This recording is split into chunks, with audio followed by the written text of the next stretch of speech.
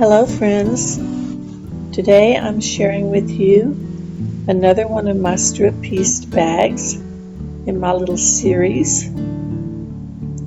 Hope you enjoy the video. Now I've cut my batting strips long enough to fit the width of the bag that I wanted to make. I think these were like 17 inches wide, if I remember correctly.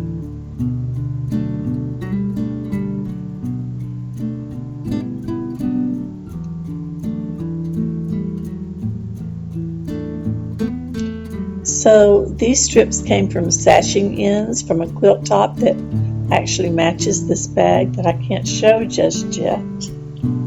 But I use the stitch and flip method to attach those to the batting strips just like in the other videos.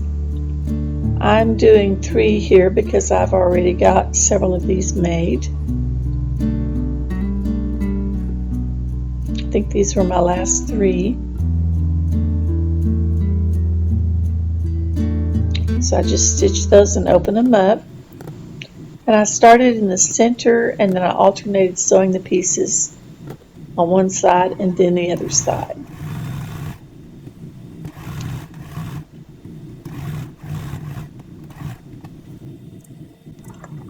That just kind of helps to keep the strips from getting crooked as you're sewing them. Kind of keeps everything on an even keel.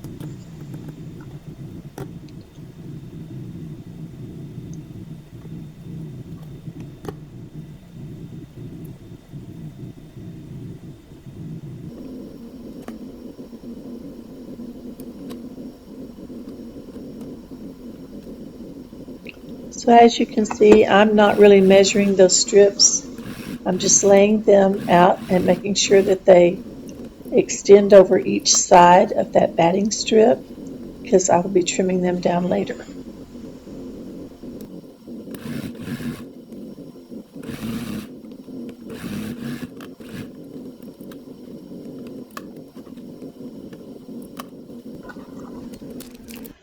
So once I got all of these strips sewn onto the batting piece, I press those and then I will turn those bottom up and lay my little 2.5 inch ruler on there and trim those down.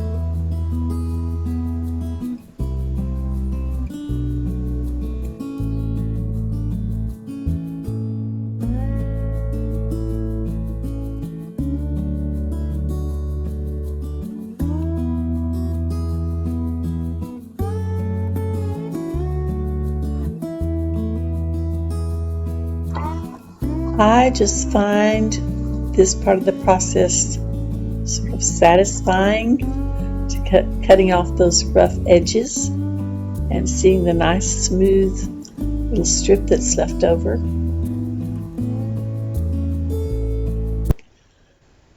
So I also cut some 2.5 inch black strips to go in between those that I pieced on top of the batting. So that's what you'll see me doing here, is making those strips.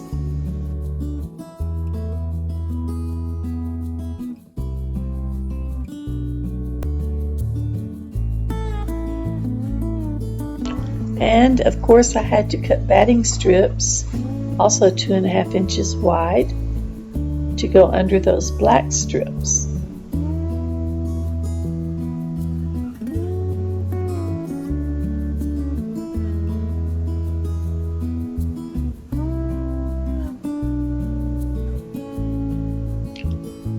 Now, of course, we need something to connect our bigger strip pieces together. And I've chosen this real pretty yellow to match the yellow in the bag. So I'm cutting 1 inch wide strips that I will be using to attach the larger strips together. And I'll be showing you how to do this in just a minute.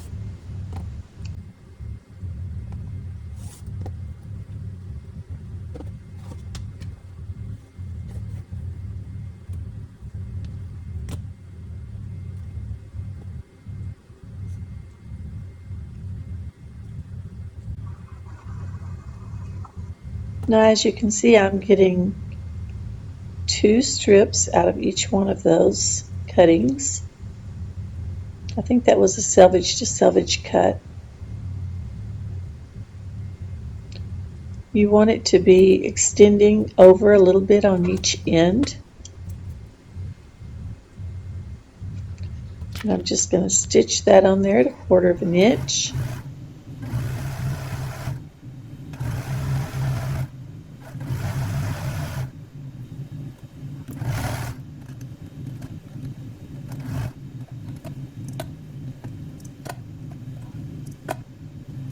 Looks like I had a little trouble there.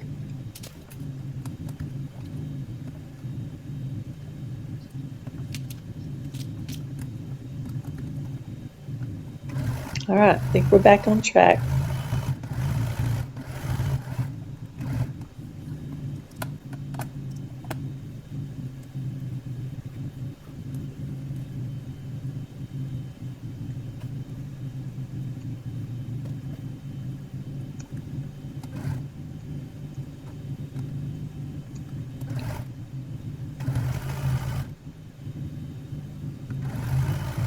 So I'm just sewing one of those little yellow strips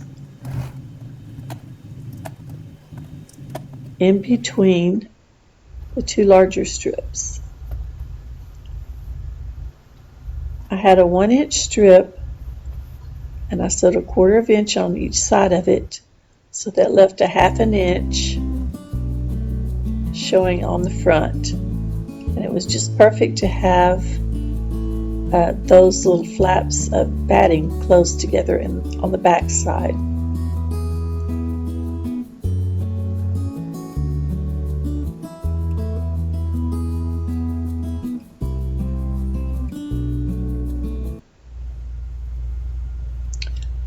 Okay, I decided to join 2 of those black strips together, and that would be the bottom of my bag. So I put those right in the middle of my panel. And then I just continued with my yellow strips.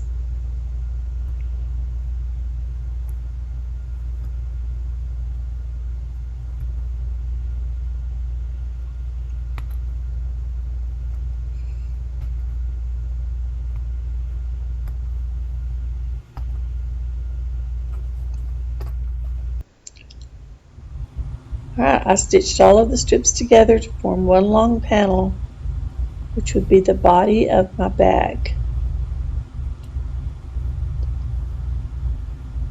Now I cut a small square from the left and right lower corners, which would form the box to look on the bottom of the bag.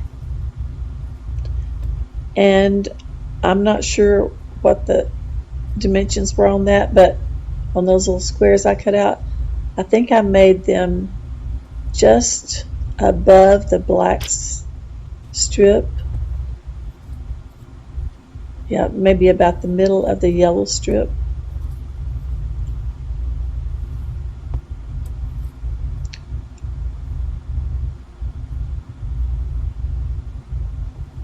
Okay, there's the big diaper.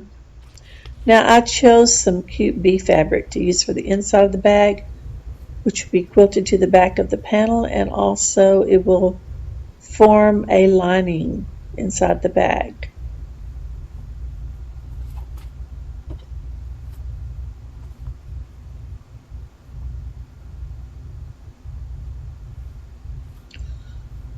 Alright, it looks pretty big all laid out like that.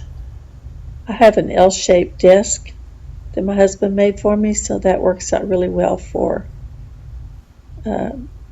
things like this. You can use a temporary basting spray between the layers before the final quilting. I've done it both ways. This one seemed to work out fine with just pinning, but if you're concerned about it, go ahead and spray baste between those 2 layers. Alright, I'm getting ready to quilt the 3 layers together. I'm counting the batting, the top, and the lining, all as each one has a layer when I say 3 layers. So I'm just pinning it on there. Just don't want it moving around while I'm quilting, so just stick those few pins in there. I didn't really have to do this part, trimming out those little corners, but for some reason I did. I could have done it later, but sometimes you just have to think on your feet and go with your gut. So that's kind of what I was doing. Alright, I'm folding up each side so that I can fit it under my sewing machine throat. I do have a 12-inch throat. I'm sewing on a Baby Lock Jazz, the first one that came out, not the second one. It's very manual,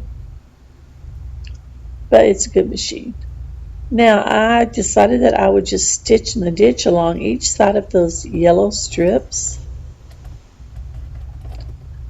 So I don't need to use a ruler or anything. I can just guide it. I think I took my walking foot off and put my regular,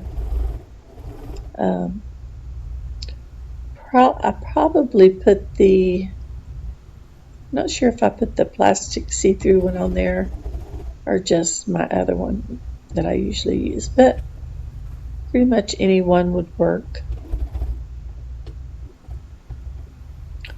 So you can see I'm just sewing from one end to the other and then turning it around and going back the other way. So on this, I think I'm doing all of one side and turning that up as I go, that fabric, and then I'll come back and do the other side. And there's not much chance of anything getting crooked or wonky the way that I'm doing this now. It's pretty stabilized.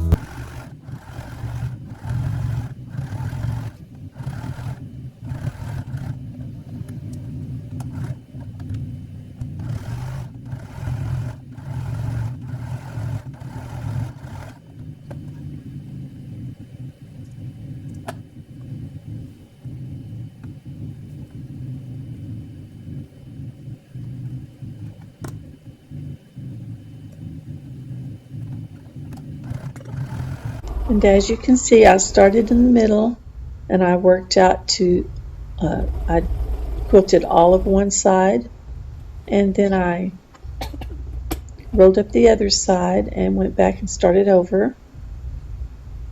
And that just kind of keeps the panel nice and even, straight.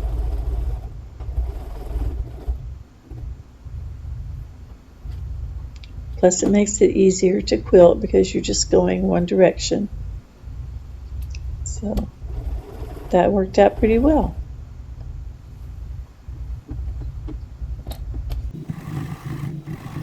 I think I may have already said this, that I have a 12-inch throat space. That really helps a lot.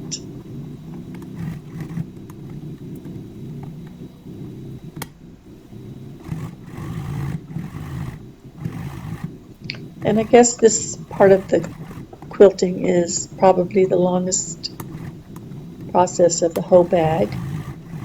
It's kind of fun. I kind of enjoy it. I do have a long arm, but once in a while, if I'm doing a small project or have a big quilt on my long arm, I enjoy just sitting down at my machine and quilting.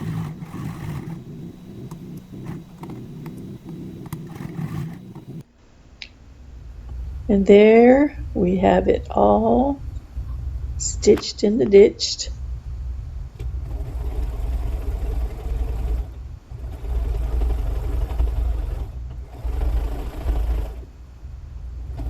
As you can see here, I'm just doing a zigzag stitch around the whole entire panel after I've trimmed it all down.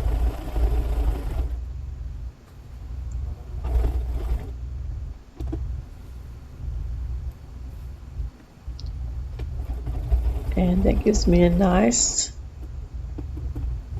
non-raveling finish to the inside of my bag.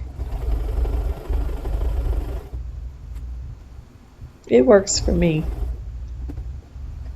Some people like to make a separate lining, and that's okay too.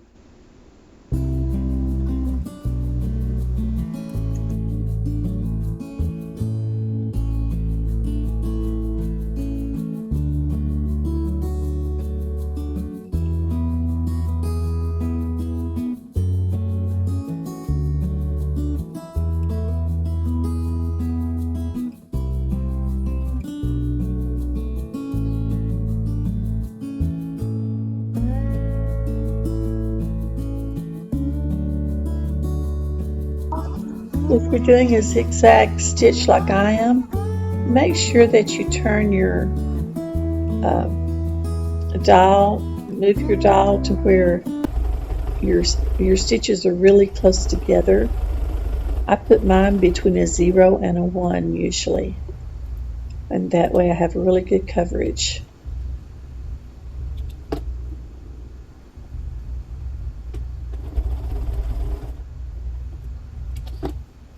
And of course you can adjust your width of your zigzag stitch to whatever you would like it to be.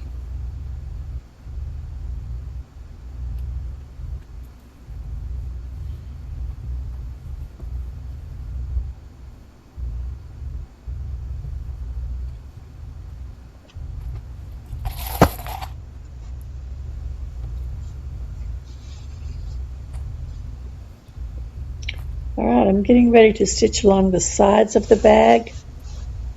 This time I'm going to use a 1/2 inch seam allowance because I would like to try and open those seams up this time. I think last time I just used like 1/4 of an inch, and that was okay, but it was a little bit bulky over the seam, so I thought I might try opening the seam up this time.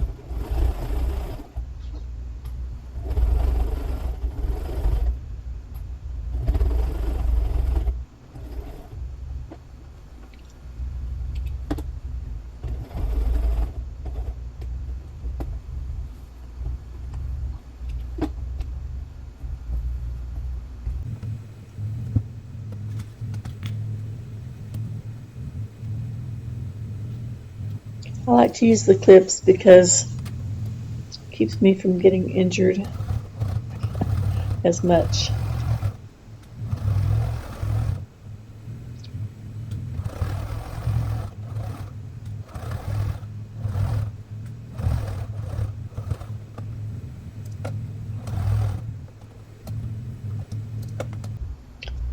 Alright, now it's time to box those corners by sewing those openings together. Remember, it's already been zigzagged, so I don't have to worry about that.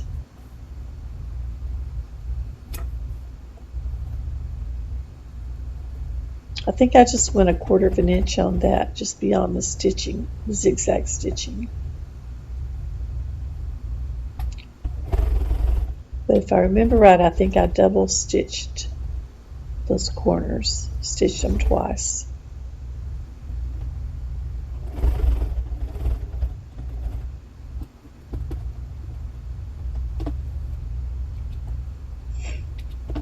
Yep, there I go. Flipped it over and stitched it again, just to be on the safe side. You never know what people are going to put in their bags. It might be something heavy.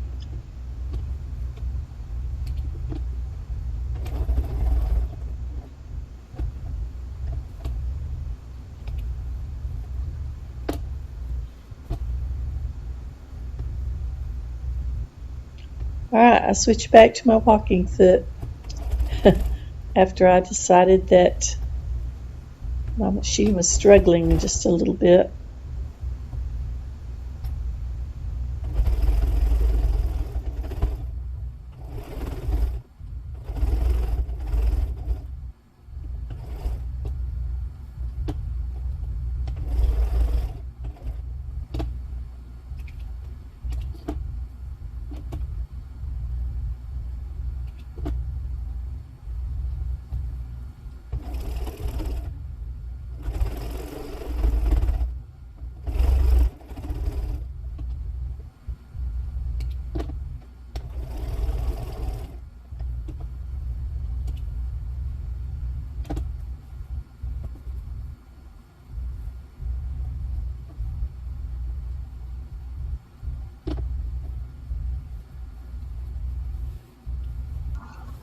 Okay, finally time to turn it right side out.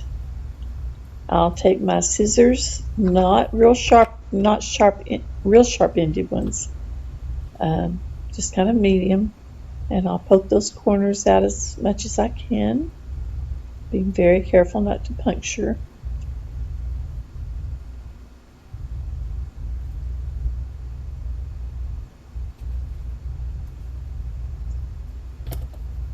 Yeah, I like the way the two strips turned out on the bottom. But my bag looks really, really tall. So I'm not sure about this.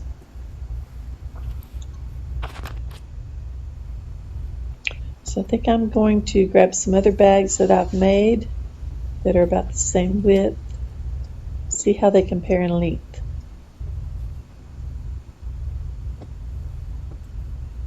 Yeah, it's pretty tall compared to the others.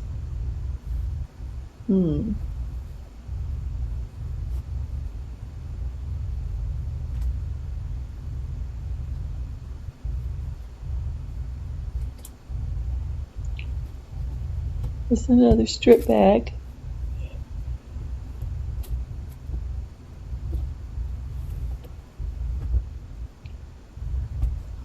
The yellow one seems a little bit more narrow than those as well. That's okay, but I think I probably will do something about the length. It just looks a little awkward.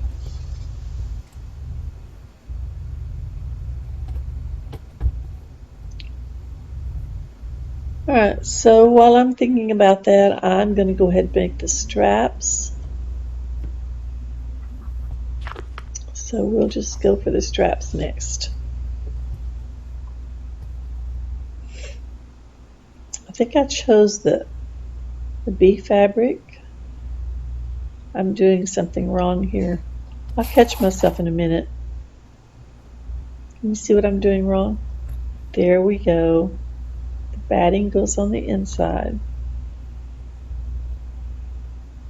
I cut my bee fabric strip wide enough to double fold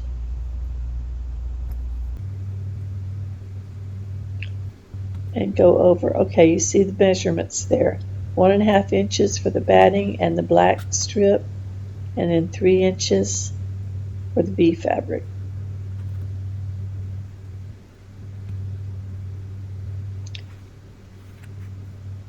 I don't like making tubes and having to turn those right side out.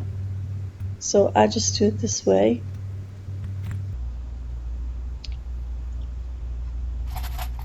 I do like a shoulder strap bag, so I try to make my handles a little bit longer. Enough for that.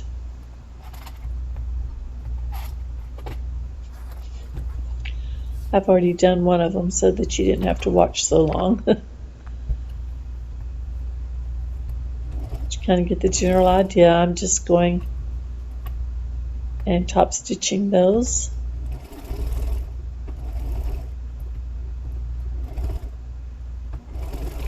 Walking foot is still on, which is fine. It just helps those to lay down flatter as I'm working on them.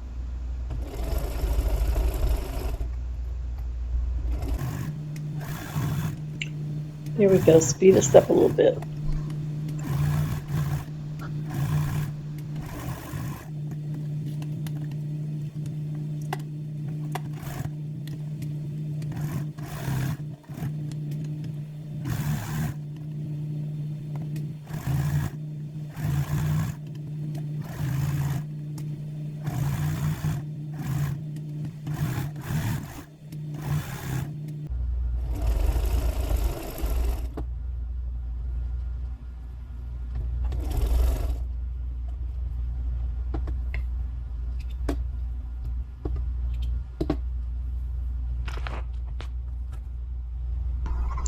Okay, those pesky handles are done. You know, this is kind of like having the quilt all finished except for the binding, and it just seems like it takes forever to get that binding done. Although I don't hand stitch my binding anymore. I only do it with the machine. But anyway, this gives us a feeling of almost finished. Alright, so I did decide to shorten the bag because it just looked awkward. So I cut off one of those wide pieced strips and half of one of the black strips, and that brought it down to about the same size as the other bags that I showed you. So now I'm working on the facing. I'll stitch those. I measured the same distance in to place those handles. I think it was like 3 inches or 3.5 inches in from each end that I placed those. And so I'll stitch those on each side, and then I'll go back and get the facing made and get that installed, and then we'll be done with this.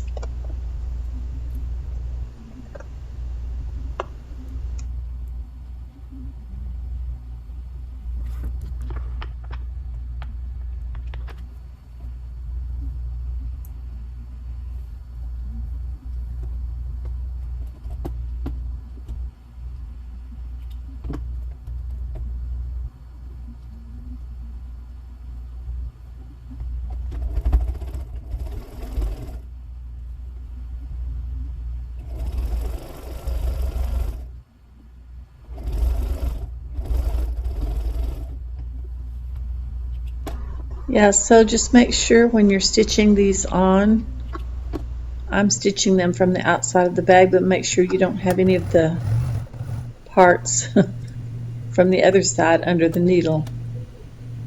I like to reach under there with my hand and make sure that they're out of the way.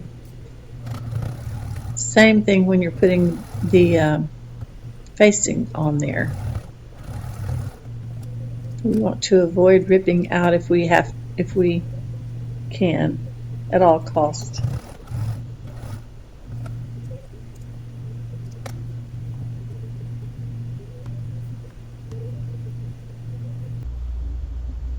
Alright, so I take the bead fabric and cut me a strip of that, and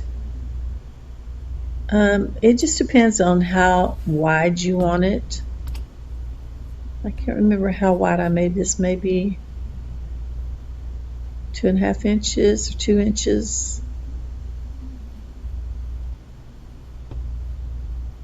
And then I'll just measure it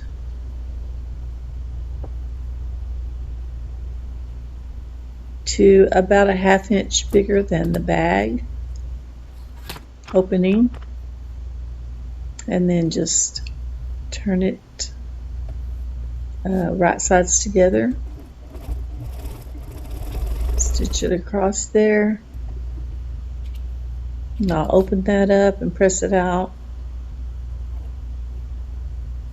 and then I'm just going to fold it over wrong sides together.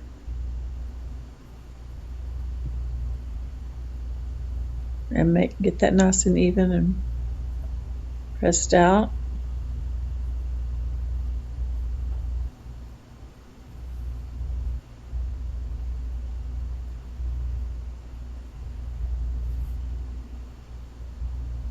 After this, I learned to do it a little bit different way. I pressed it in half before I made a circle out of it, and then I sewed the ends together, and that worked better than the way I'm doing it here now. So while it's still a long piece, you just take and sew it together. Press it together with the wrong sides together, and then you go back and stitch your little ends together. Live and learn.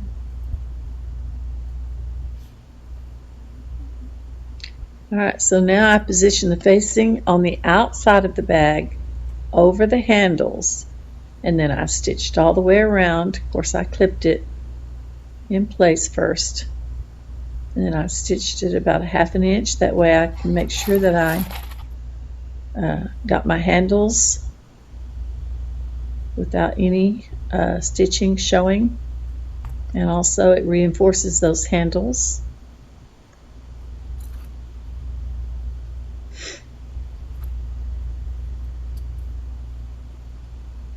Now here's where I opened up those seams on the inside that had zigzagged, and it made that lie a lot flatter. If I had planned this out a little bit better, I would have had the sides, the side pieces matching. You can see I got a little bit off there on my side. I didn't even actually think about that until after it was done and I saw it, and I thought, oh, I should have matched those stripes up. Oh well. It's just a little tote bag. But next time maybe I'll pay more attention to that.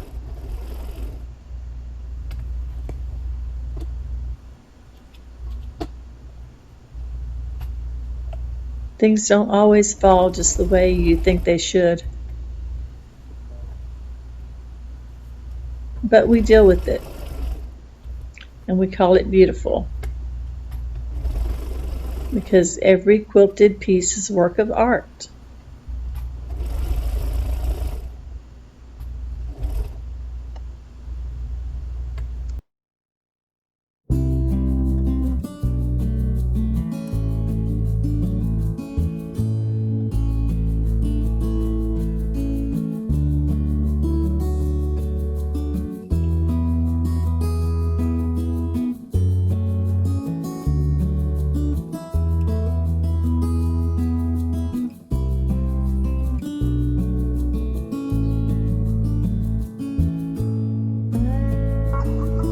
Okay, we are ready to turn that facing under and clip it again.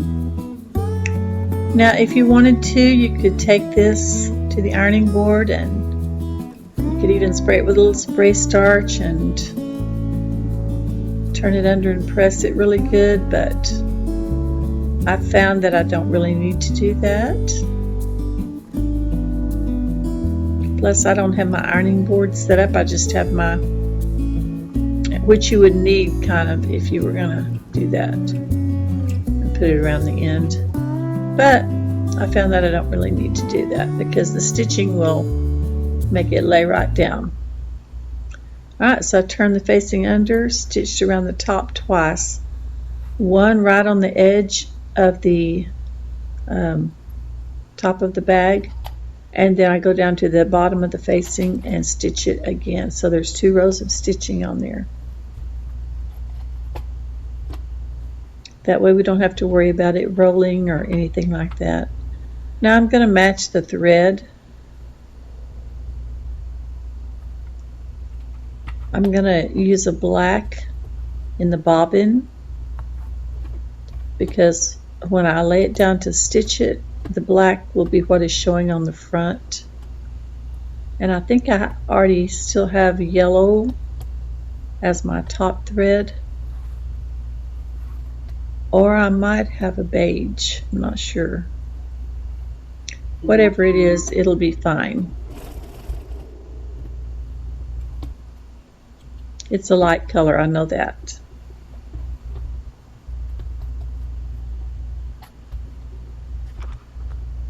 So I'll just go all the way around that bag once again, and we'll see what it looks like.